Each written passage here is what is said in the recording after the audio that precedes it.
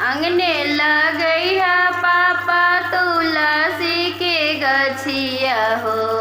अंगने लगई है पापा तुलसी के गछिया हो। दुअरे गजलावा के हार रे पापा, दुअरे गजलावा के फूल रे पापा। अंगने लगई है पापा तुलसी के गछिया हो। अंगने लगई है पापा तुलसी के गछिया हो। दुअरे गजलावा के फूल रे पापा, दुअरे गजलावा के फूल रे पापा।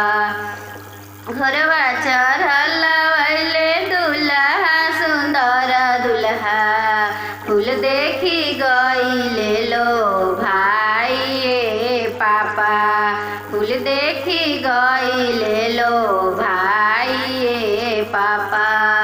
घरवा चढ़ल वैले दुल्हा सुंदर दुल्हा, फूल देखी गईले लो भाई रे पापा, फूल देखी गईले लो भाई रे पापा। दाना दहेज सासु कुछो नाही दीह हो, हमरा के देई दीह गजला के हार हो।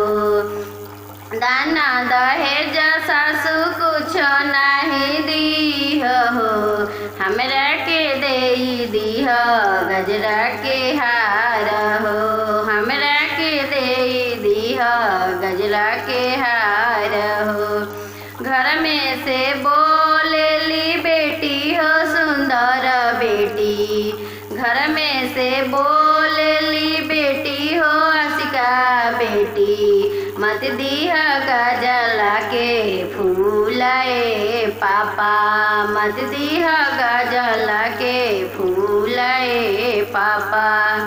घर में से बोलेली बेटी हो आशिका बेटी, जन दीह गजला के फूल रे पापा, जन दीह गजला के फूल रे पापा। दाना दहेज